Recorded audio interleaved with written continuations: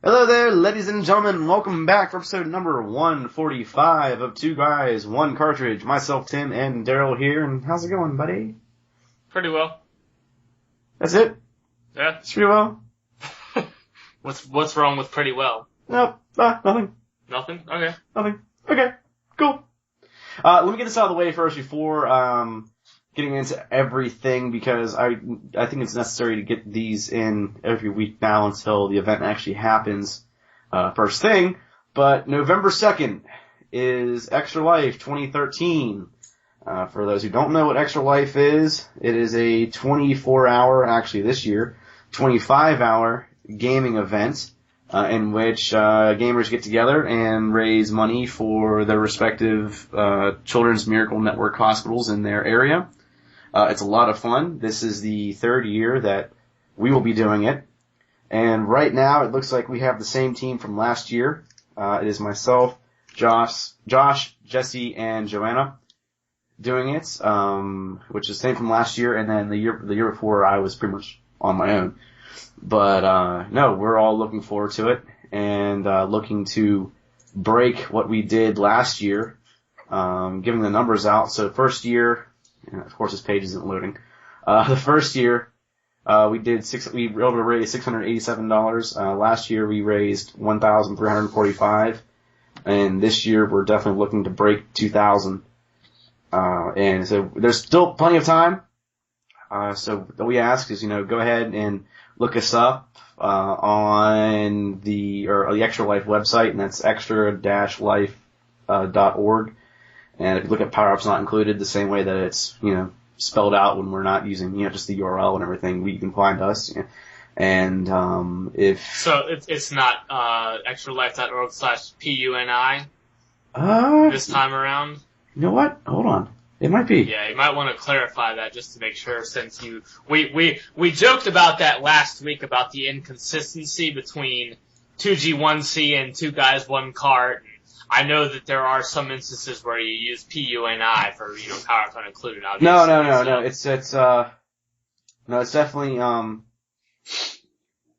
It's definitely, just search for Power-Ups Not Included. Okay. You'll find that. I tried that earlier, so I know that works. I just don't remember what the actual full URL is for it, because they give you, that was weird. They gave you the URL, and I had it, and then people were like, that doesn't work. Like, what? What? It doesn't work? I don't get it. They said I can put my shortened thing in here. Oh well. So I'll just say, come search for us. Mm-hmm. And I'll put a link to it to actually find us on the homepage of the website and everything else. But we ask if, any little bit counts. $5 counts, if need be, or if you want. And really what we'd like though is to spread the word too, so if you do donate, great and wonderful, but, also, just share the link out that we share and, let other people know that this is out there and, we're doing this, and it's a lot of work. People, try to say, well, you're just playing video games for 24 hours. How bad can that be? It's kind of brutal. So. Yeah. It sounds great on paper, like, man, playing video games all day long sounds awesome. Yeah. But then you actually do it, and to be fair, I've never done it, but it does sound, obviously it's going to a good cause, but at the same time, doing anything for 24 hours gets, tiresome. Yeah, wait till you get to about hour 16, and then you start hating life. Especially when hour 16 would be at, like, what? 12 a.m. Yeah. Because you start at 8 a.m. Yeah. So, and being that it's a 25-hour this year, too, so you're going from 8 a.m. to 9 a.m. the following day. Uh-huh. So, all I can say is I'm glad part of me is like, I'm glad I'm not participating, to be honest with you, because it would be tough to do. I will, play a little bit, but I can't really participate like I want to. I would love to be able to take part in the 24-hour marathon, 25-hour, whatever. But just because I am still in school, I can't. Right. Now, maybe next year I will. But I'll be playing a little bit. I hope that next year I can not only play, but also stream and hopefully do something interesting as well. So. Yeah, Josh and I were trying to figure out, whatever, if it gets to a point, we've been trying to, name off the games that we were playing, because basically it's going to be Josh and I together, doing our side of it. keep the PC guys together. Yeah. And we were like, well, what do we play? What do we play? So we started listing all these games up. And like, if it ever gets to the point where we have no idea what we're supposed to play, it's just turn on Civ 5 and we're done. We can get through the rest of the fucking marathon with Civ 5. Yeah, Civ 5, I know you guys like to play that game. That was the first game that came to mind when talking about you and Josh was you guys, I know you are into that game, so. Yeah. I figured that would be at least part of what you would play, so. I mean, because we could easily make a game last for 8-9 hours. Yeah. So if we ever got into a bind of what do we do, it's like, well, Civ 5 is our ace. That's kind of like your fallback. Yeah, it's our ace in the hole, when it comes down to we need to finish it. Now, if you really want, Tim, we can play some StarCraft 2, too. Oh, God. Funny you should mention that, because one of my neighbors, they live above me and over to the side. They are gamer types like myself, but they're like really snooty, like gamer types. Like I've tried talking to them before in the past, and even when Dan was here, he's like, "Oh man, you guys are playing video games?" And the guy's like, "Yeah." "Oh, what are you guys playing?" "We're playing something." Like, nice talking to you. I mean, that was like, I'm like, well, fuck those guys. And, so I keep on hearing one of them talking about StarCraft 2. I just keep on hearing that name and my ears perk up. I'm like, StarCraft? Who's playing StarCraft? I was like, yeah, I'm number 1 on the server right now, or on the bracket and everything else. I'm like, ooh, never mind, I don't want to fuck with this guy. Like, yeah, I play StarCraft 2, only to get completely owned by somebody. No, you guys go ahead. I'm gonna ignore the fact that I heard StarCraft come out of your mouth. Mm-hmm. Guys, again, he plays a lot of it, and I guess he's really, really decent at it too, maybe. I don't know. I dare not fuck with some people in StarCraft 2. I dare not mess with a lot of people. Most people. Well, I'm the same way, yeah. Almost anyone. On StarCraft 2. The one time I beat a guy with MMM, I was like, woohoo! I can't believe that worked. I don't even think people use the MMM strat anymore in Heart of the Swarm. I think that's dead. You know what? That's what I'm gonna do. I'm gonna pull it off. I'm gonna bring it back and be like, you're gonna bring back Marine Marauder Medevac. Yeah, that's what's gonna happen. If people are like, nobody plays that strategy anymore and no one's expecting it. And boom, beaten by the MMM. What up? Yeah, anyway. Well, since we're talking about Blizzard, I guess we'll go ahead and kick it off here with some Blizzard discussion then. So, well, that's been a reoccurring thing over the last couple of weeks as we have talked about Blizzard because they've had a few things going on, despite that BlizzCon is still a couple months out. So, last week Blizzard trademarked the Dark Below, the Dark Below. Okay. Which set the internet off into a fury. And there was lots of speculation going around about what this game would be. Obviously, they're trademarking the name of the game. So apparently it came out that some people were thinking it could have been the expansion pack for Diablo 3 or the next expansion for World of Warcraft. And somebody leaked, and I think you can actually get access to it now, a website for Reaper of Souls as well, in addition to the Dark Below. And it came out that Reaper of Souls is going to be the name of the very first Diablo 3 expansion pack. Okay. So I think if you go ahead and Google Diablo 3 Reaper of Souls, you can actually get to the teaser page for the expansion, and at the bottom you can see the whole little legalese trademark thing where it says Reaper of Souls is a trademark and Diablo is a trademark of Blizzard. So pretty clearly it's gonna be the name of the Diablo 3 expansion. So that there really can only be one possibility for the other trademark that Blizzard has taken out with the Dark Below, which would be that it's gonna be the name of the next World of Warcraft expansion. And some people had even speculated about there is a mob in the game called Azumat, and I could be pronouncing that wrong, but apparently that's a boss in one of the raids. And his title is Fiend of the Dark Below. So that combined with the fact that Reaper of Souls being the name of the Diablo 3 expansion pretty much means that we already know at least what the name of the next World of Warcraft expansion is going to be. Yeah, 'cause it says here on on WoW Insider actually says a new subcategory of the Diablo 3 website was added early this morning titled Reaper of Souls. Mm-hmm. The above image is all the site holds for now, and it's a quote that says, "Death at last shall spread its wings over all," from the Book of Tyrael. So while we don't know actually anything about either game yet, but at least we know that, I mean, and we pretty much knew they were coming anyway, but I think that more or less confirms that at least we're going to hear about it at this year's E3, BlizzCon rather, which, like I mentioned a few minutes ago, is coming up in a couple months, November, I believe, 3 months from now, so.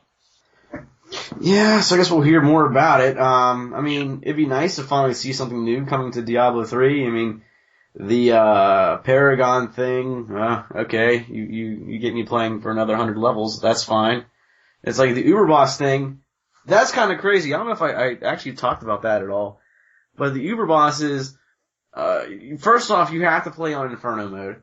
And the higher you crank the power level, the better your chance is of finding or getting this one particular mob to drop the item that you want. But there's these key masters. And the key masters, they hold a key. And once you gain one of each key, you can then get the recipe and combine the key, and then you can unlock a portal inside that unlocks the particular boss fights for you. And so you have to fight not one, but two bosses at a time on cranked up power levels. I'm like, what the fuck? You know how hard it is, like, to go against, Zoltan Cool and anything else, because he fucking slows shit all the time with that goddamn stasis warp he has. And it's like, it's him and the, that berserker asshole, the one that was always crashing through the walls. I think it was in Act 3. I think. But I can't remember. Well, he's just like this, he just comes up, he grabs you, beats the fuck out of you and everything else, but he does all these like multi-strike, hits on you. Well, if you get put in Cool's fucking, time bubble and everything else, you can't move, you're slowed down, you're trying to get the hell out, all of a sudden the other boss just focuses on you, and then beats the crap out of you. It's like, well, good game, guys. Good game. We're definitely gonna lose this one. But I think another one was the Skeleton King and Magda together. There wasn't one with Belial. There wasn't one with Diablo itself. It was more of the secondary bosses and everything. Yeah, not the main bosses of the game. Yeah. Yeah, it definitely wasn't the main bosses, but, you put two bosses together and their dynamic works, you're just like, whoops. Like, Dan and I, we did it on power level 6, and I died a few times. Despite how uber elite you are now? You turn up to power level 6, dude, fucking all bets are off, man. Yeah. It's like power level 6 you were saying is like what old Inferno difficulty used to be. And then some. For me right now, and then some. Like, I can't fuck with that sometimes. Like, it's one of those, you have to be quick, it's back to the quick reaction and everything else that if you, hesitate for even a second, you're dead. And that's exactly what happens. And I died quite a few times when playing with Dan, and my repair bills started shooting through the roof, and I was like, you know what? Can we turn this back down just a little bit? I'm gonna go broke here. I ain't got much money left. Can we just go ahead and turn it back down? No, we'll be fine. Oh, well, fuck you, buddy. Now, have they tuned the affixes at all on the named mobs and the groups and stuff like that? Because I remember they had some crazy affixes before. Oh, no. Just out of control, or is it still just out of control? Yeah, they can still be... It's still just absolutely brutal. They can still be pretty brutal. They really can. Like, you get the fucking extra health and life link. Jailer, extra health, teleporting, splitting mobs. What was that one it had the laser that would spin in circles? What was that was called, Arcane, I think. Arcane, yeah. Arcane something like that. Yeah, they just had all kinds of absolutely insane affixes to them. Yeah, cause you get like, Waller or Jailer with Arcane enchanted, you're like, no, this is a bad time. And then you get Jail and they put an orb next to you and then you get obliterated. Like, yeah. But then Scott started playing again, too, so now all three of us are back into it. But I actually haven't played in about a week and a half or so, I think. I've been kind of, I put it down because I was like, I can't get stuck playing this game again. I got other shit to play. Yeah, exactly, yeah. Like DuckTales. Yeah. Leaving Diablo 3 to play DuckTales. DuckTales, yeah. Which, can I just say? Oh, I'm sorry. Do we have anything else for Blizzard? You know what? I was gonna talk about a new World of Warcraft feature, but it's really not that important. So if you do want to move on to DuckTales, go right ahead. Oh, that's fine. What you got for? Okay, well, they're introducing in their patch 5.4 a new zone in the world of Warcraft. I was gonna do it. It is called the Timeless Isle.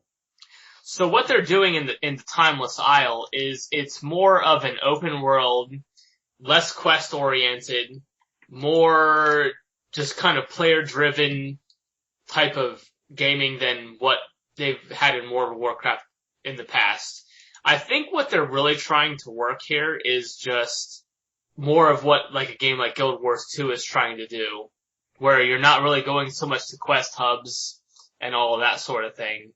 And it's interesting to me that they're going that route. I think it's really just a test sort of thing because they're coming kind of towards the end of an expansion.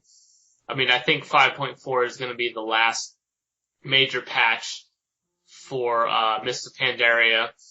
But I think it's just kind of interesting that they are experimenting a little bit with the type of gameplay that other MMOs are really getting into, more so than World of Warcraft has been, which has been heavily quest-driven, quest hubs, all that sort of thing. Mm. So to complement the new open world style that World of Warcraft has taken on in its zone, they are implementing an event system called the Event System. Oh, okay. Yeah, very creative of them. So basically, it just kind of sounds a lot like what other MMOs like Guild Wars have done, Guild Wars 2 rather, have done, where when you walk into an area, something will pop up on your minimap or your screen or whatever and say, this event has occurred, you can go here and do this, get these, and then you'll get your rewards or whatever. But they are doing a couple other things that they've never done in World of Warcraft 4 too. So they are having a type of feature where they're calling it no tap. So you know how when, let's say you and I were grouped together and we went up to a mob and we attacked a mob and that would become our mob. Right. Well, they're having it be where anybody can walk up to that mob, even if another player is attacking it or the group is attacking it before you or whatever. This is where the no-tap thing comes in, where you can join them and kill that mob in this zone and still get rewards from it. Okay, so it's like Guild Wars 2 then. Exactly. Okay. Yep. So, yeah, they're implementing a much more open world, less hard tap, I guess, whatever you would want to call it. You could easily take that statement out of context. Yeah, hard tapping. Type of system. But it's never a bad thing when games that are more persistent like this try a new system. It'll be really, really interesting to see if they expand on that anymore in the next expansion. But I don't know. I didn't know if you had any thoughts on something like that, if what they were doing, or to me it's cool, but I just don't see that game going in a total open world, free questing type of system like you saw in a Guild Wars 2. You know what? I'm always down for a game evolving, but I just don't think that the WoW community is really the place for it when it comes down to doing something like that. I don't know. I mean, maybe this is something that people have been asking for and wanting, after they have left and have played other things. They haven't. Okay, so it's just the development. I still occasionally peruse the Blizzard forums, and I really don't see any kind of demand for something like this. Now, maybe they're trying to draw in players who have left and we're looking for something more like this, but it's not the kind of thing where you go to the forums and you see thread after thread of people saying, oh, we want a more open quest system and we want more dynamic events and stuff like that.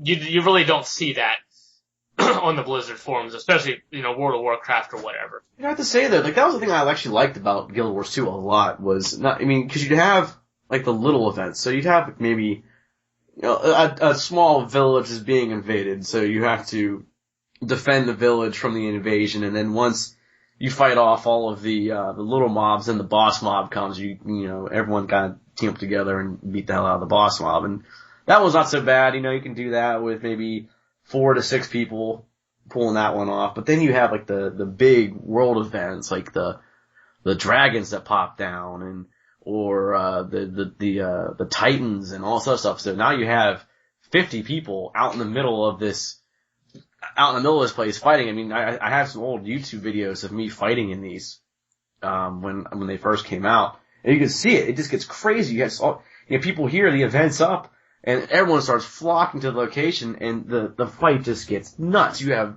spells flying all over the place. You got swords being swung, arrows being shot, and the dragon just stomping and killing everything in sight, and it gets nuts. I like that. It's just like this, everybody's banging together, destroying the guy. Once you destroy the guy, there's a big ass chest, and everybody gets their loot from it, and everyone gets their experience from it, and that's the way it is. It's participation in the event. Mm-hmm. Great, good, wonderful. And then they give bonuses to the people who did the most damage or killed the most things during the event. Like, that's the way that works, And I think that's kind of cool too. It's like the people that, participate the most, they're gonna get more shit out of it.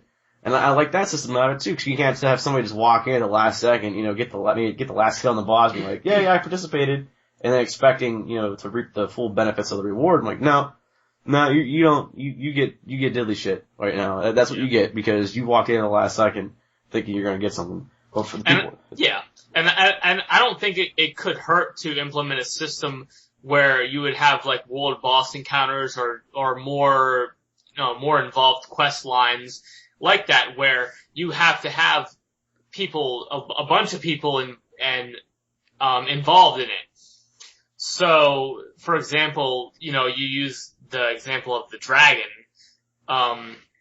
Just having more people involved in an encounter like that, I think, could, help.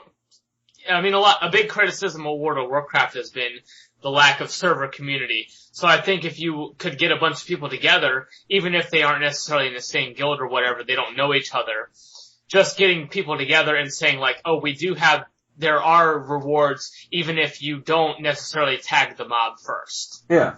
Could get people working together on the same server, and especially since they're implementing this virtual realm feature in the next patch as well, could help get people to know each other better and just kind of bring the servers together. I think it could be a good feature for them. I don't see them implementing anything quite that extensive yet, but that would probably be something they'll be looking at towards the next expansion for. I mean, it would be great. I mean, but the problem like you have is you get these world bosses and everything else, and you're limited to the amount of people that you can have in a raid. So, you have 25 people, and you go with 25 people, and you go find this world boss, and you have all these people to join in, these different groups are like, hey, let's, help take this boss down, but there's other groups, they don't get shit for it. They don't get anything out of it. They get the satisfaction of helping somebody else kill the guy. Mm-hmm. It's like, okay. And that doesn't do it for me, I'm in there for the fat loots. Where's the fat loots? And so, you have a system like this where you have these large encounters that require more than 25 people to take down. Definitely take more than 25 people to take down. It makes things interesting and it keeps them fun. And actually, I think some of them actually get harder as more people show up and get in, the proximity of the boss. Like the difficulty actually starts to go up. That could be something they could implement too, is a scaling system where if there are more groups, if it's kind of a plan thing, then the boss could get harder. Now, if you don't have it where it's a plan thing, then you could introduce a kind of a griefing element where it's like, well, my guild of 25, we're just gonna go stand around the boss, and all of a sudden, your guild that's trying to kill the boss, your 25 people, all of a sudden it's twice as hard. So it's something that you'd have to bear in mind for griefing as well. So I'm sure they'd be able to implement some kind of system to prevent that. See, I just don't get the griefers. I really just don't, You don't get it, but it would happen though. I know it would happen. I just don't, I just don't get what the fuck the point of it is. Like, we run this shit in League, you know? We have people that just join up in games and then fucking leave right away or never leave town and all this other shit. Like, why are we going 4-on-5? Well, cause, you know, Dick Cheese over here won't leave the spawn point. Like, why does that shit happen? Why are there so many dickheads out there? Like, why play? Fucking uninstall it, leave, and just go be miserable somewhere else. Don't bring that shit to something that I enjoy playing. And I was seeing recently on Reddit that people were saying that the League of Legends community has become worse than the Call of Duty community. It's like people are just that much of assholes. Like, I don't play League that often anymore because I'm tired of the constant shit talking now. Like, it used to be somewhat enjoyable. Now it's just like, you fucking suck. You fucking, what the fuck are you doing? Why'd you use that skill there? What the fuck are you doing? I'm like, dude, I'm just trying to have a fucking good time, man. I'm trying to have a good time in my era match. I love my era matches. Why be a dick? Like, I'm not saying that because that's what I run into the most. You know, in League and everything else. Well, I'll comment on that in just a second because I do have something to say about, especially Call of Duty versus League of Legends community. But, I do think it's good that WoW is trying to evolve their questing. It can't hurt the game. I think that if it's successful, they'll try to implement both in the next expansion. And it's not a bad thing, but it's at least good to see that they are taking notes from other games and trying to implement it in their game. And hopefully the community will accept it and make a better game for them. I mean, obviously, you and I aren't going to play it, but... Yeah. I mean, why the hell not? I mean, go ahead, give it a shot. I mean, the idea is cool because that was one of the things I really enjoyed about Guild Wars 2. That was, you know, I really enjoyed the world boss events and the fact that everybody benefited from doing the world boss events. Mm-hmm. You know, so why not have the same thing? Have like just like these zones that were just event based that once a certain criteria is met, some shit starts happening. Like people complete a certain number of the daily quests in the area. Guess what? Dragon's pissed. Here he comes. And then it's like, everyone just get out there. Get out there and start beating that dragon's ass. Yeah. You know, that would be nice for WoW. I mean, I really think it would be cool. I mean, I definitely, I like the WoW community. There are definitely times. To an extent. To an extent. I mean, there's definitely times that, you know, I miss it, but it's like not enough to make me get involved. I mean, I try to get back involved with it, but it's like my group is gone. Yeah. And it's like, and it just takes too much time. There are too many other games to play these days to commit 30 hours a week to an MMO. Yeah, it's just not happening. Which is what it would take if you really want to play the game, so. Anyway. It's a full-time fucking career. It is. It is. An MMO is a career. But, anyway. So in regards to, Call of Duty versus League of Legends, and I mentioned this before, because occasionally on Steam you will see that Call of Duty will give you like a free weekend of multiplayer or whatever. Yeah. The Call of Duty community on PC is not bad. It really isn't. It is nothing compared to, I mean, even the Counter-Strike community, and I don't think the Counter-Strike community is that bad. As long as, in Counter-Strike, as long as you at least make an effort. So, like, let's say if Tim, you're the last player alive on the terrorists in a CT versus in a hostage map where you have to rescue the hostages. Which will never happen, but okay, let's go. So, let's say hypothetically you're the last person alive. If you're at least making an effort to try to accomplish the objectives, nobody's going to say anything to you. Whereas if you're camping in a corner and holding up the game, sure, then people are going to talk shit and you might get kicked or even banned from the server. That is worse than what happens in Call of Duty. In Call of Duty on PC, nobody said anything ever. It was nothing. No communication, no anything. So really the Call of Duty community on PC is a far cry different from what it is on Xbox and I'm sure on other platforms as well, where there's just endless shit talking and all that kind of stuff. You know, you don't get any of that on the PC. Right. Versus League of Legends and really MOBA in general, which is just horrifically toxic. I mean, I can't even put it into words. And it really is the main reason why I will not play a MOBA game. And in my very first game of Dota in Warcraft 3, so way before League of Legends and all that stuff, I actually tried playing Dota through Warcraft 3. And I got bashed out of my first game like just told, like they basically said, they literally said, you should just uninstall. And I did. And I never went back. Never went back. And I said, you know what? I don't want anything to do with this kind of game type. And I've avoided it since. So, yeah, it is an extremely toxic community. There was a post on Reddit a couple weeks ago about why do people think that online gaming brings out the worst in people? And nobody could really give a clear answer other than just kind of the generic stuff like, oh, it's anonymous, it's the internet, and there's really not much consequences and all that sort of thing. But I just don't get what it is, particularly about MOBA games, that is just makes it so hostile. I don't understand. I've never seen anything like it. Even in the worst of the FPS community is really not even on par with the average stuff you get from MOBA games. Yeah, I just, here's the thing, I used to really enjoy playing League. I really did. But, like, I realized, like, as it grew more and more in popularity and it draws in so many more people into it, like, you start drawing out, you may draw decent people, but you also start drawing out all the fucking assholes, too. Like, I will not play a game with randoms at all. Like, if we have a team of 4, I can almost deal with having one random on my team. But if it's any more than that, like 2 randoms, like, I won't play. And like, well, why don't you play? We have 3 of us. I don't care. Like, those 2 people could possibly be the biggest dickheads in the world. And most of the time, it's right. Because I just run into so many more assholes in that game than people that are friendly. Like, the good ones are the ones that don't talk. Like, that's it. That's how you know the good community. Like, at least from my experience. I mean, sure, there's probably plenty of helpful people out there and everything else. Maybe. I just haven't run into them. Because I just run into assholes or the quiet ones. And the quiet ones are fine.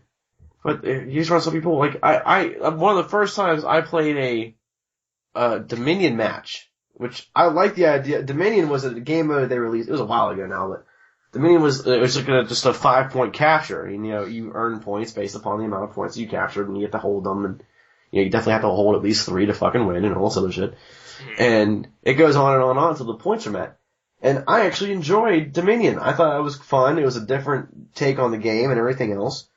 But, like, the first game, I went in there by myself, and I just, randomed up with 4 other people. I got bashed to holy hell. I'm like, you know what? I'm not doing this anymore. And it's like, how much do you suck, TF? How much do you suck? I'm like, what? I don't know. You tell me. A lot, apparently. I'm like, I have someone that I'm going up against that has a farther range than me, and they're built better to kick my ass. Like, yeah. I'm sorry. I don't know what to do. It's just, So I play with friends and people are like, well, why don't you play anymore? Because if I don't have a full team playing, I don't play. Like, Aram is the shit for me. Like, I love Aram games because there's not much thought process that goes into Aram.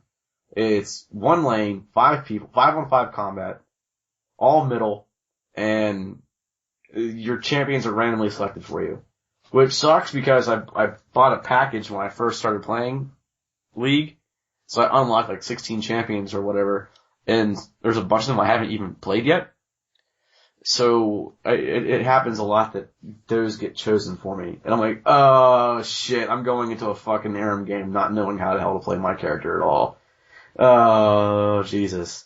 Oh, God. And you're gonna get it, basically. I'm gonna get it. And that's usually what happens. If it's a melee character, like, I'm gonna get it. But I mean, at times, it could be, like I said, the game can be really fun. It can be tons of fun. It's just, there's just way too many assholes out there. Like, so if I don't have a full team, and I'm completely sober, I won't play. Couple drinks, have my people, it's a good time. Yeah. And that's why we invented, probably someone did it before us, but that's why I invented League of Liquor. This is so much more fun to do. We set all these rules up. If you're bad at the game, you're gonna get drunk, but you have a good time while doing it. At that point, you're drunk, you don't care anymore. But, enough about that. Enough about the assholes in the community. I fucking hate most people anyway. I try not to talk shit with people. I try to just sit back and like, Whatever, dog. You can go and say what you want. I don't care. Keep on going. Like, it gets frustrating. Like, you're trying to do something. You're trying to accomplish a goal. And you thought you have 4 people on your side trying to accomplish the same goal. No, you got 4 people that could potentially be the biggest dickheads in the world. And chances are they will be to you. It's like, this is why if multiplayer games exist, I normally don't play them unless I'm playing with somebody I know. I will not join by myself into an all random game of pretty much anything these days. Because I'm tired of the shit talking. Like, I'd rather play with my friends and have a good time than have somebody constantly bash me about how I missed a fucking shot or, miscast a fucking spell or some shit and all this other stuff. I mean, I got enough of that abuse when I was in WoW. Yeah. Yeah, the irony of it is that communities, especially smaller communities, complain that, like, oh, we don't have enough players, and we did this in UT when I played UT 2004, which is we would say, like, oh, our community's not growing and we're not bringing new players in, blah, blah, blah, but then we would bash the hell out of new players when they come in and try to learn the game. I don't mean me specifically, I just mean the community in general, and it was especially bad in, like, the capture the flag and the deathmatch, especially team deathmatch communities. They would say, oh yeah, we're not growing, but when people would try to learn to play the game, they would bash the hell out of them. And I experienced that firsthand when I joined a capture the flag team with veteran experienced players who had been playing for years, and I didn't really know what I was doing, but I was trying to learn. Most people were willing to help me out, but there were some people who just expected you to know how to play from the get-go, and if you didn't know, they didn't want to help, and they expected you to know what to do. And it just doesn't work that way. I mean, I spent my whole time in that game playing different game types other than capture the flag, and when I got into that, I had a general idea of what to do, but I wasn't that good at it. And they just didn't have the patience to try to help me out. They would rather yell at me over vent than try to help me. And it ended up with I quit my clan and stopped playing that game type altogether. Yeah. And, that's just, it really, that just kind of seems to be how it goes in kind of online gaming in general. But MOBAs are much more popular, especially these days, than the arena shooter. I mean, they had a Dota 2, a tournament that they broadcast on Twitch, I think the weekend before last, and it had like over 400,000 people watching it on Twitch. It was so bad on Twitch, other game streams, I was watching a Super Metroid stream, we couldn't even chat. The chat lag was so bad from Dota 2 because their servers were so overloaded. Mm-hmm. Because there were so many people watching Dota. So I don't really understand what the mass appeal is, but it's there. So it's not going away anytime soon. No, and it's a big, they're big games. Everyone's been trying to get their hands on Dota 2. Like, I won't play Dota 2. Like, the MOBA I got into was League. That's where I stayed. And from time to time, I will go in and play it. And I don't consider myself a bad League player. Like, depending upon what character I play, I'm actually decent at it, But it's like, again, the fucking community. Well, we could go on and on about community all night, though. So. We could. DuckTales. Yeah, we were going to talk about DuckTales, yeah. let's go to that. Life is like a hurricane. Here in Duckburg. Yep. No, okay, so, we talked last week. I actually had the game installed and ready to play while we were recording last week, and, I, of course, as soon as we were done, jumped right on that shit and started playing. First complaint. Very first complaint, because you were on the call with me when I jumped into it.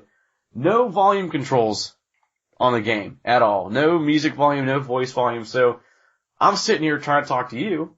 Yeah. I can't hear a fucking word you're saying because the music is blasting in my ear. I'm like, where's the volume control? There isn't one. Oh no. It's a good remake. It's the boss fights are interesting. They spiced everything up a bit. The detail is beautiful. The voice acting is the same voice acting from the original TV series.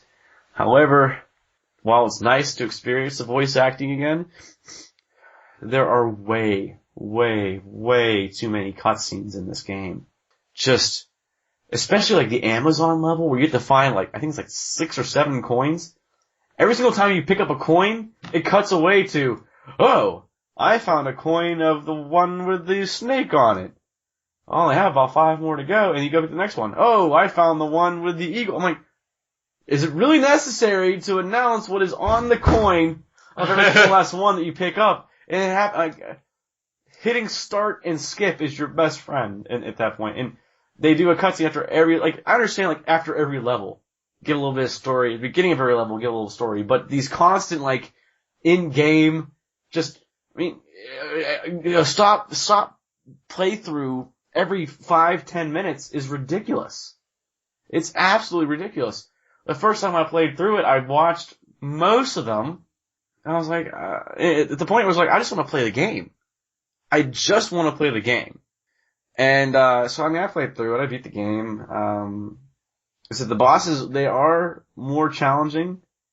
Some of them are very similar to the original game. Some of them definitely have some new things for you to try out, like the boss fight against, Count Duckula. I think that was, Count Duckula. That one has gotten crazy because he just takes on all these different forms, and, you need to learn the patterns for everything. But, I mean, it's just like in an old NES game, it's very much pattern-based combat, it's all, if you know the rotation and everything else, which you don't learn right away, but once you play through it a couple times, you learn the rotation, you go, okay, now I can do this whenever. So the environments are great. The remastered music is pretty damn good too. So, but those goddamn cutscenes, like, they were ruining the experience for me completely. It was just like, I just want to play the game. Like, I understand games have cutscenes, but why does this game have cutscenes? Why does it have so many? Why does it have so many? I mean, I said, beginning of a level, at the end of a level, like during selection and everything else, I understand those. But why so many in the middle of the game? Like, anytime Scrooge picks up anything, it's, oh, look what I found. And he just goes on this whole fucking, like, no one else is here to talk to you, bitch. Why the fuck are you talking to me? I don't want to talk to you right now. Pick up the rest of Gizmo Duck shit, move on to the next thing. Don't tell me that you found his wheel. And then make some joke about how, a superhero fights on a unicycle. Like, I mean, now one of the criticisms I saw about it too was that the save points were pretty unforgiving. So did you run into that at all? That's fine with me. I do not care about that. Yeah. Okay. Now that's something that I did see people complaining about, that saying that it was quote Nintendo hard. Yes. But as it should be. Yeah. As it should be. Rightfully so, to be a faithful remake. Yeah. I mean, you have 2 lives. Your 2 lives are gone, guess what? You start over. You get better. Yeah. Get better, noob. Yeah, fucking. Hey, people that are complaining or about... go uninstall. How about that? Just go uninstall. Go uninstall. Yeah. Not trying to sound like a dickhead about it, but this is the game that, this is a game that was meant to be more like the Nintendo version of itself, and they did a good job in some aspects, and yes, great, wonderful. The cutscene of the checkpoints are few and far between. That's the way it should be, honestly, in this type of game. I mean, I don't need to hold my hand the whole time. I don't want it to hold my hand the whole time. I want it to be, just like the NES version. Of course you can take some artistic, turns with it and everything else. And they did do that. And they made some decisions. They made some choices with it. Some of them were good. Some of them were bad. That's like people such as? Oh, as I said, a lot of it was graphic and music oriented. Okay. That was all good stuff to me. I mean, the gameplay was fairly similar. I do like, this is one of my favorite changes in the animation so far. In the Amazon level. I don't know if you remember the old DuckTales at all. I do, because that was one of my favorite NES games of all time. But in the original one, because you can't really do much with animation back in the NES, so you get bitten by the plant, you get this like electronic like noise Like, I got hurt, and then you see Scrooge McDuck, throw his arms up in the air and and they get spit off to the side kind of thing. Well, in this one, he gets caught by the plant, and he pulls out his cane, he starts beating the fucking plant with his cane, like, let me go, and then it finally spits him out. Like, that was kind of cool. But, I said the changes in the bosses, though, I really like what they did there. So instead of just like, it's moving back and forth, it's moving back and forth. Okay, hit it here. Okay, hit it here. Okay, hit it here. They did different stuff to it. And, they spiced some of the bosses up. I mean, I think the moon boss was pretty much spot on the exact as it was before. I think, again, it's been, I can't even tell you how long since I played it, but. Many years. Many years. Many moons. many moons ago. Many whelps. Yeah, many whelps ago. But I mean, it wasn't bad. It wasn't bad. I definitely enjoyed it. But the cutscene thing was just really starting to irritate the piss out of me. Once I just realized that there wasn't really anything being offered by the, I gave it the benefit of the doubt, and I listened to a good chunk of them while I was playing through it the first time, and I was like, okay, okay. And then I was just like, you know what? You're not offering me any kind of tips or any kind of advice or anything like that. You're just saying I found a fucking coin in the Amazon. So, we're done here. It was just skipping every cutscene from there on out. So the final boss fights, that was pretty brutal. I like that one a lot. That one actually did beat me, once or twice. Because there's a boulder. There's three boulders. No, don't spoil it. Okay. No, I just mean there's boulders that can one-shot you. Just walking through the level.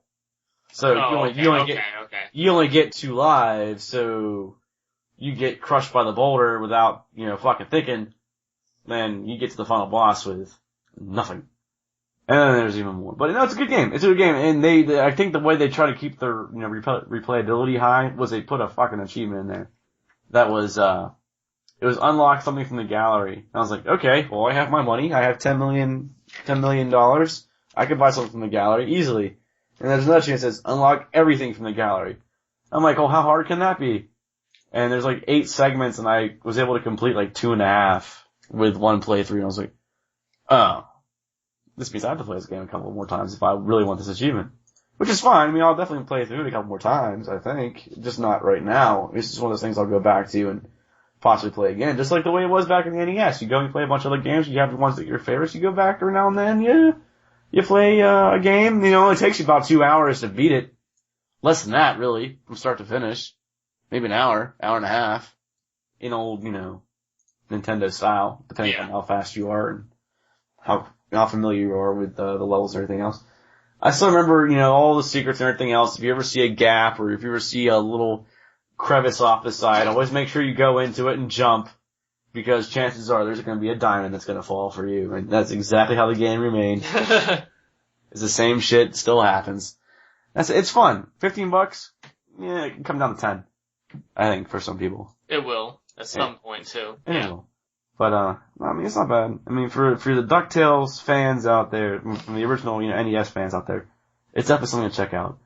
I do have my criticisms about it, and some of them were actually real pretty irritating. Again, the cutscene thing is just, that game that did not need cutscenes, they fucking opened your mouth up and shoved them down your throat, kind of thing. And that was painful. But, it's not bad. I mean, the gameplay is nice, the music's nice, the environmental, the detail, to the original is nice, the boss fights are cool. So it's not, I mean, overall it's not a bad game. Definitely not a bad game. Just don't play on Skype with people because you can't hear it. How are we looking on time there, Tim? Oh shit, I clicked long. Oh, that was fraps. Not the right thing. Oops. We're good. Okay. Well, I did want to mention here real quick that, Amnesia, A Machine for Pigs is available for pre-order now. Oh. It's, 15, yep, it's, I can hear the groans already. It's $15.99 on pre-order, 20% off. And it's coming out September 10th.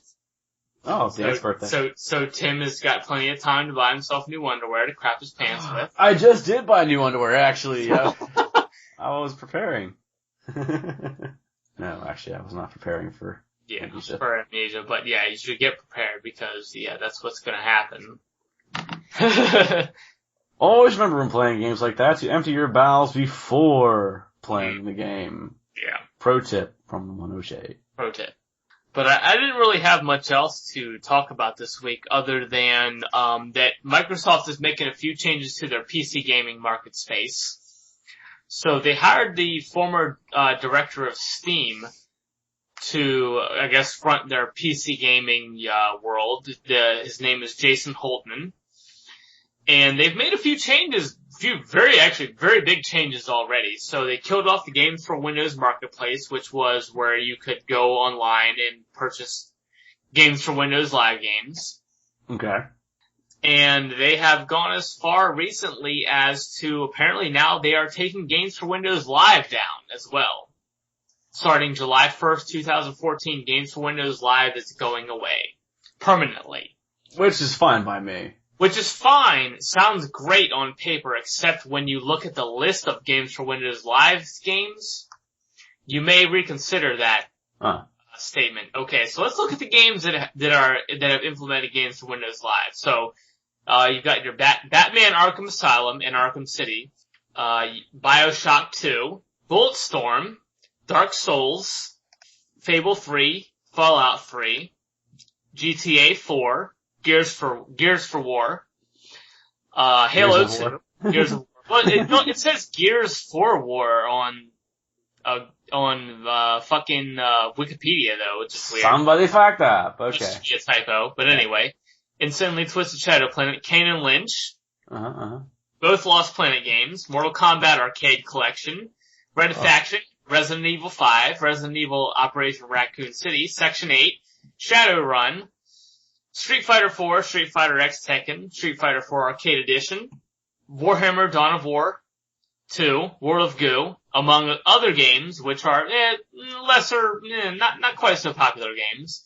Okay. But there are quite a few big name titles in that list that use Games for Windows Live, which could potentially not work after Games for Windows Live is taken offline. So then, are we talking about the multiplayer servers, or are we talking about all of it.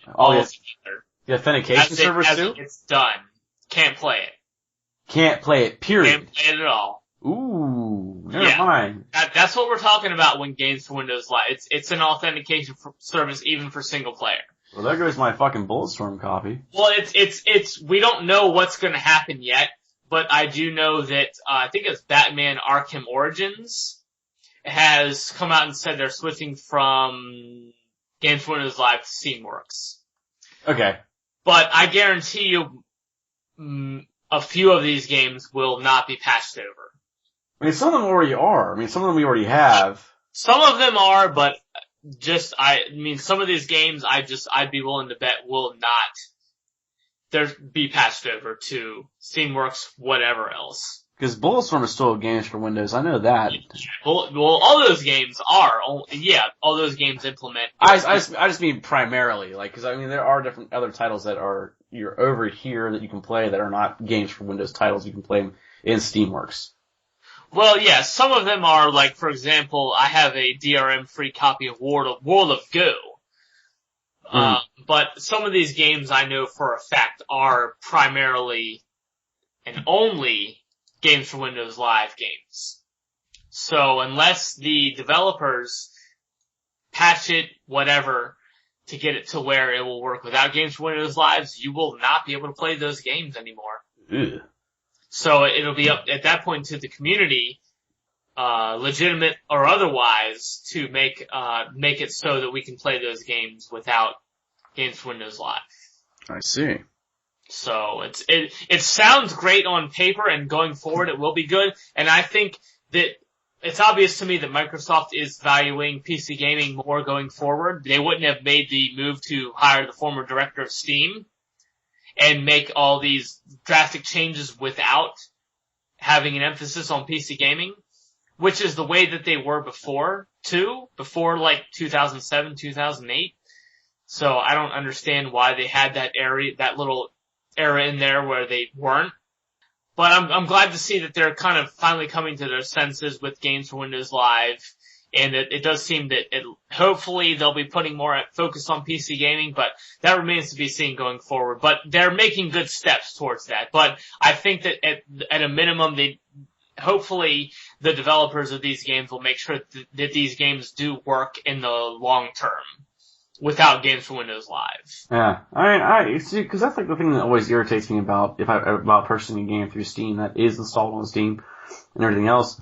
But then you try to launch the game and you find out that it's not actually hosted on Steamworks. No, it's actually hosted on some other platform like Ubisoft's Uplay or Games for Windows, something like that, and brings up this whole other console. And the Games for Windows thing just irritates the shit out of me because now it's like my Xbox friends see them online too. I'm like, no, I came to my PC for a reason. I got away from you assholes. Like, it's just, like everything nice in place here, and especially since it splits my achievements up. You can't split my achievements. At least with Games for Windows, it still counts them. Like, although it does show that I have 2 different copies of Bulletstorm, which is weird because I have my PC copy that I bought to play with you. I think. Was it you? Yeah. It was you. You bought Bulletstorm, right? Yeah, I had Bulletstorm, but we didn't buy it at the same time. No, you bought it first, and you're like, I got Bulletstorm. I was like, oh, fuck, I'll play Bulletstorm with you. I already own a copy, but fuck it, let's go. And I bought another copy, and then we never played. Because it actually was shockingly mediocre. Yeah. I was not a fan of Bulletstorm, and I would never play that game again. I had fun with it with Scott, like when we were playing. It was fun at first, but towards like a little past the halfway point, I just wanted it to be over. I was ready to move on. It was not that good of a game. Yeah, I did kind of blitz through the end of that game. Yeah. However, I have been playing of other things though. So I know we had a brief discussion last week, saying that I was playing Sonic, and I did beat it. And I did notice that once I started to feel better, that my experience got better as well because I was able to focus more on completing the goal and everything else. But Sonic Generations, I mean, it's an old game at this point, I guess. But I definitely had my fun with it, and that was enjoyable. And I'm gonna be going through and just doing the challenges and trying to knock out the last couple achievements and everything else. There's one to beat the first area in like less than a minute or some shit like that, or a minute and a half maybe. Minute and a half. I said, that's some bullshit. And so I tried it. I was like, I got this. Like, missing the goal by 30 to 45 seconds. Like, nope, this is some bullshit. And I was watching videos on people trying to do it, and I was like, okay, I got this. Nope, still don't got it. This is still pretty bullshit. I have gone on to other things though, so I've been playing. Actually, one that I picked up during the Steam Summer Sale, and it's got a lot of mixed reviews from Metacritic and everything else, but the name of the game is Mars Warlogs.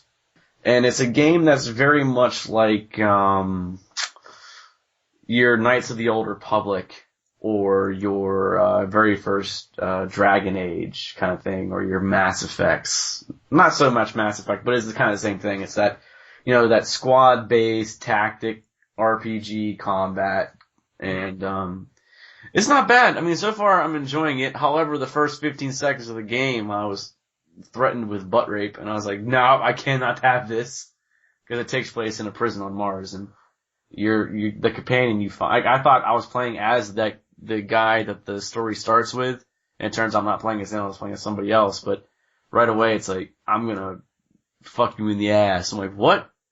Already?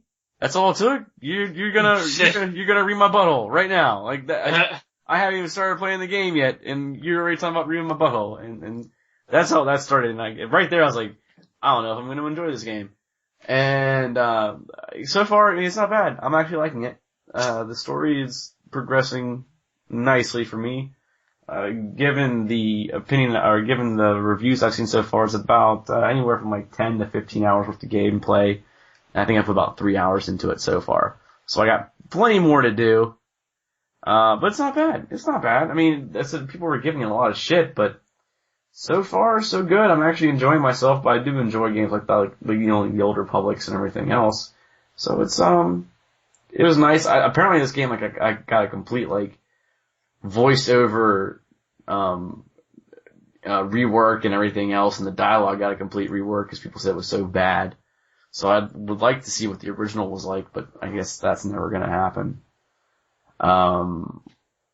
The big one I spent most of my weekend playing was Payday 2. Which is surprising because I played Payday 1 and I kind of enjoyed my time with it, but the problem was I couldn't get anyone else to pick up the first Payday. So I was kind of playing by myself or playing with people online. I'm like, this is alright. But Payday 2, I've gotten some people to pick it up. I've been having a lot of fun with it. You get people together and you have the different classes and you have the skill points and buying the guns and buying the masks and everything else. There's all kinds of different missions you can take. And there's difficulty multipliers to every mission. If you sit and stare at the world map and everything else, you just have these different missions pop up. So you can, rob a bank. You can rob a bank for the money. You can rob a bank for the gold. You can rob a bank for the safe deposit boxes, which that one sucks for people that are low level. Because no one has the lockpick skill. So lockpicking takes about 30 to 45 seconds, I think. Normally, so when you have one or two people trying to focus on picking locks, you have only two people trying to, fend off guards and everything. They can get kind of crazy. There's one in the mall, which is like the easiest one to do when you're playing by yourself. It's actually kind of fun with people too, where you have to go into a mall and cause $50,000 worth of damage. So breaking every glass thing you can find. I found this like purse shop. I just put a bullet in every purse. I'm like, fuck these purses. And they're like, yeah. And then I found a store. They call it the Pear Store, but it's basically, the spin-off of Apple. There's a couple of laptops sitting in there, so I punch all the laptops in the face. I'm like, yeah, they're all broken now too. And they got a shit ton of headphones. I break all the headphones. I'm like, yeah, I'm having a good old time.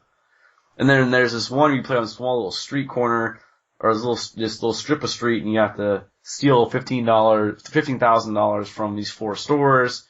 And you can't get it all in one store. You usually have to find it in 2 or 3 worth. And you have to, use drills to pop open the safes and everything else. And so far it's good. I mean, the different character classes and everything they bring into it, you definitely want to make sure that you have people that are playing as each class because everyone brings a different, a different thing to the gameplay. Like your Enforcer, which is the one I'm playing as, is mainly your gunner. He's your guy that wants to shoot the fuck out of everything. And he also has the ability to drop ammo packs for people. So there's that. And then there's the Mastermind, who can intimidate people. Like, once they get to a certain level, they can intimidate, like, the tier 1 guards, like the beginning of the game guards, or beginning of a mission guards, I should say. And that way, that allows you to pretty much, stealth a mission so you don't have to get into combat. And to stealth a mission is way more impressive than just, the fucking alarm was tripped, now it's time to fight for 10 fucking minutes. To pull off a mission stealth-like is pretty cool. You have your Ghost, which is your jammer, and then they have the ability to pick locks. And then you have your Technician, which can place trip mines right away, but then they also earn C4 later on, so pretty much instantly open up safes later on in the game. Then there's 100 levels you can earn, and the thing about it is, though, too, is like there is some grinding involved in it. Actually, there's a lot of grinding involved in it. Because you can earn the levels pretty quickly with the experience, but you do not, like, every skill point you want to buy costs you money. Every gun you want to buy costs you money. Every, enhancement to a gun costs you money. And you don't even get the enhancements to a gun. You have to earn the enhancements by beating levels. So every time you beat a job, you get a choice of 3 cards. And you can either get a mask, you can get colors or any kind of or details to your mask, like material or colors or patterns, or you can get gun parts, you can get extra cash, and so it's completely random what you can get. So you never know what you're really going to get. So you may like, I really need a sight for this gun. Well, you may never get it. And I'm not saying you may never get it. I mean, I definitely went through a stream of, like, I played like 4 or 5 missions at a time, and I got gun parts each time. So, I mean, I definitely unlocked the gun parts. It's like, it cost $65,000 to get a sight on my gun. I'm like, fuck that business. I can do without the sight for right now. I mean, it's fun. The thing is, though, you have to play this game with friends. Like, Payday 2 was designed to be played with people online, having fun together. So, you know, you get 3 friends together and go rob some banks. So it's like Killing Floor in that respect. It's best played with people you know. Yeah. It's the bank robbers Killing Floor. Okay. Basically. Yeah. I mean, to put it in the simplest terms. And it's a lot of fun. I got Chris, or Charlie Mike on the website. He was asking me, he's like, what are you playing? I'm like, Payday 2. He's like, what's that? And I explained it to him. He's like, damn you, sir. I'm like, what? He's like, I'm downloading it now. I'm like, cool, let me know when you're done, bitch. We'll go play. So, then we played for a couple hours. It was a lot of fun. Val and I played first, and there's definitely some videos of that up on his Twitch stream over at Gameageddon. However, when we were playing, I was getting intoxicated, which is not rare for me, but my performance wasn't the greatest. This is like, I'm drunk. I can't play this. Yeah, I think we went over that before the show. Yep. Let's see here. Anything else I've been playing? I pretty much said fuck you to Lucius. Yeah. I was playing Sword of the Stars, The Pit, which I'm liking that game, cause it's like Dungeons of Dreadmore, which I enjoy. It's a roguelike. Yeah. Yeah, so I really enjoyed Dungeons of Dreadmore, so I was like really getting into Sword of the Stars, The Pit. It's a good game. It's time consuming and frustrating at times. Yeah. I played the demo for it, and I mean, I did enjoy it to an extent, but it definitely seemed like the kind of game where it was, you know, it was challenging, very challenging. Yeah. Yeah, no, it's good. I like it though. I mean, it's definitely a fun game. Like, so I got into those games with Dungeons of Dreadmore, and I got killed all the time. And I was like, well, what do I do? Like, here comes Sword of the Stars, The Pit. Alright, I got this shit. And it's definitely, you know, based upon your character class and everything, it's a fun game to play. And I've been enjoying myself so far with it. I went back and I'm trying to knock out all this real quick here. I went back and I played a little bit more Surgeon Simulator 2013 because they had the Team Fortress update that was put in there. And if you really want to see what it's like to play, probably badly, I put up 2 videos that yes, you did. You did indeed. Because one of them was actually me completing the achievement just to do it. And then there's the other one, which was me fighting with the door for about 4 or 5 minutes.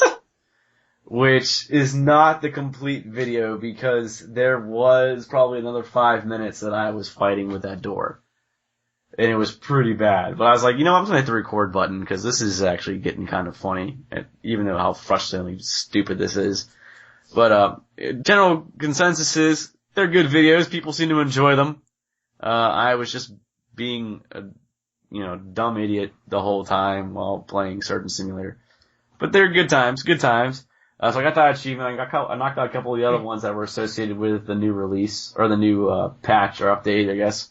But I guess the big one is the one that comes out at midnight today. Or midnight tomorrow, tonight, whatever, you know, time frame. Saints Row 4 is available to play at midnight. I am excited. I probably won't play tonight, because Josh probably won't play tonight.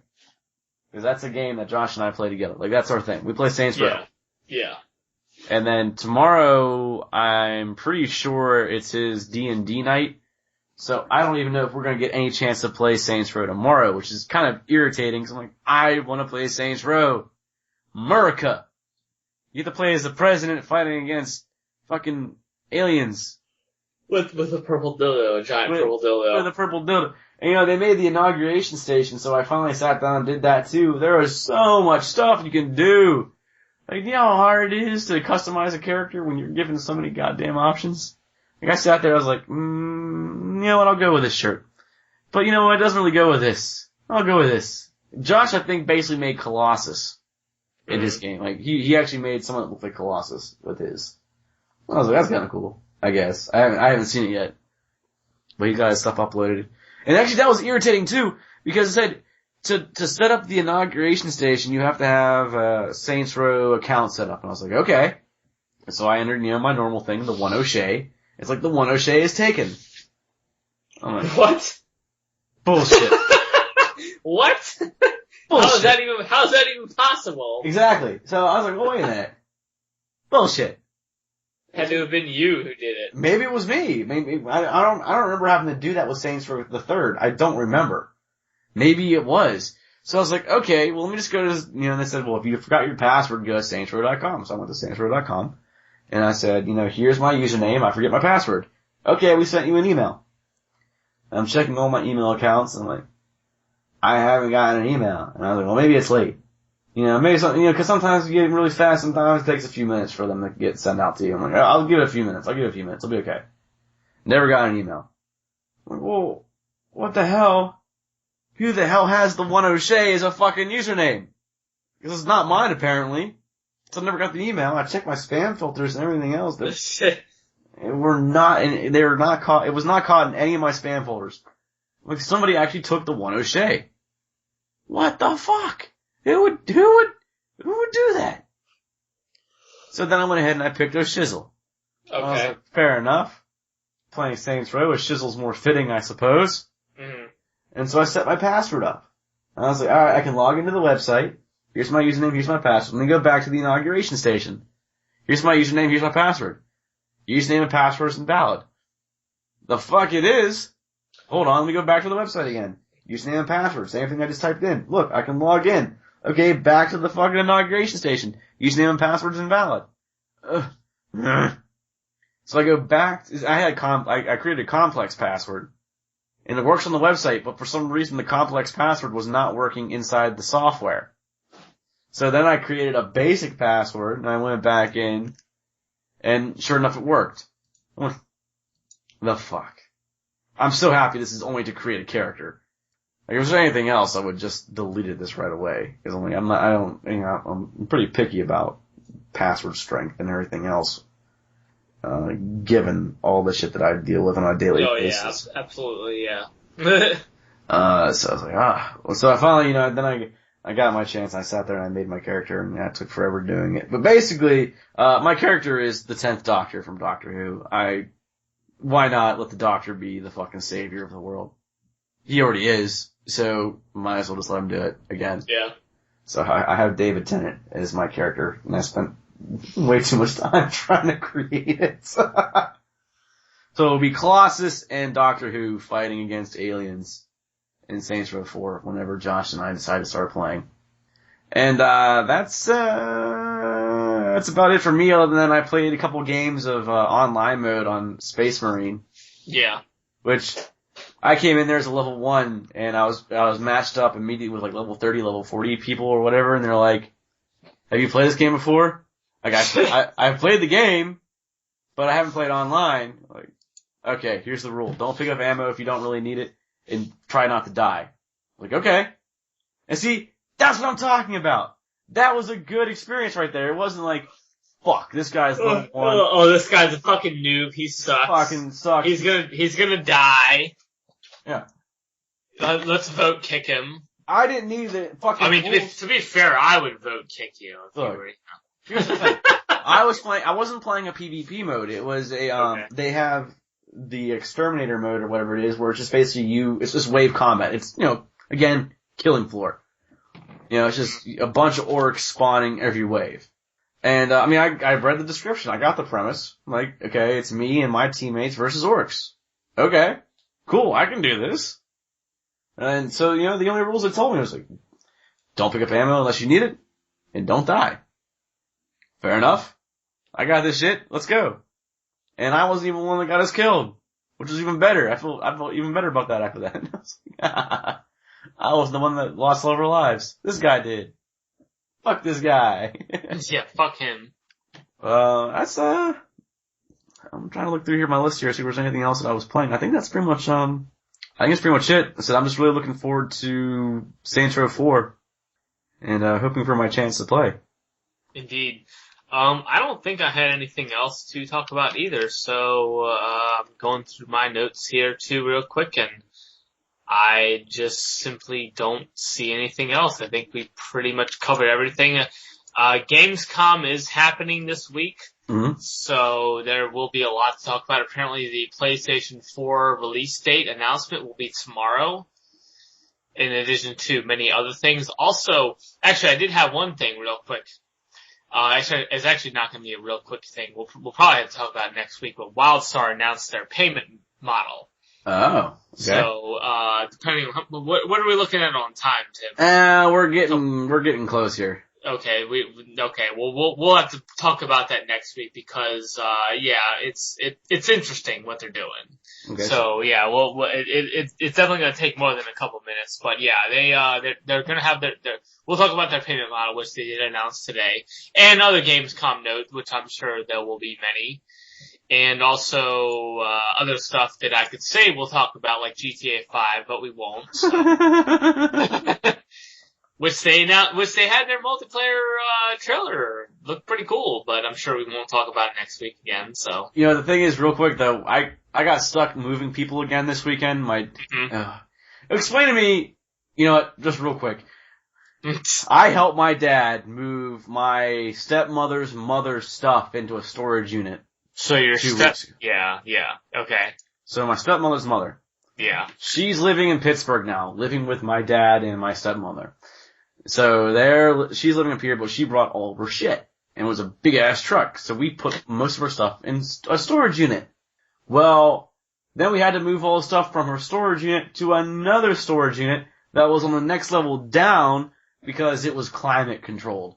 So after all the work we did of moving everything out of the truck, we had to pull everything out of the storage unit, not having the truck, not having the extra help, and moving it from one place to the next. Well, while this was going on, the reason why I bring that up is because my brother and I were finally, there talking, and I was like, hey man, Saints Row 4, that shit's coming out, man, you excited? He's like, fuck that, GTA 5 all the way. Bitch! And so, it got into an argument between him and I about Saints Row versus GTA, but it's kind of weird because he used to be such a big Saints Row guy, and I guess now he's been converted. I was never much. I mean, honestly, I was never much of a GTA person. Never really got behind it. I would buy them, and I just would never finish them. Or someone else would buy them. I'm like, hey, can I borrow that for a little bit? Let me play that. And I play it. I'm like, and I put it down and walk away from it. But now I've gotten into games like that. But no, that's it. We should go. We should go because we're pushing it. And I was trying to be quick, and I'm not being quick. So, this has in fact been episode 145. Of Two Guys One Cartridge. Make sure to also again to check us out on the Extra Life page. Look for Power Not Included. We'll definitely have links and everything on the homepage and everything else. And if you follow our Facebook page, we're talking about it there. And we got a new podcast. Forget the Butter. Shit, I think that's what it's called. Damn it! I already forgot the name. Shit, I think it's called Forget the Butter. It's something in the butter. Forget the butter. Yeah, Forget the Butter. Random Madness, of course. Yeah. And, we will, see you here next week. We'll get some WildStar news in. Maybe we'll talk about Grand Theft Auto. Nope, not gonna happen. But, I'll definitely have some Saints Row news. We are not gonna talk about Grand Theft Auto next week. I'll make that declaration now. No. We will forget. It's possible it could happen. It's definitely Hold the Butter. Hold the Butter is the movie podcast. Chris and I. So look forward to that. Anyways, have yourselves a good night, a good week, and we'll be back here next week. Indeed. Later.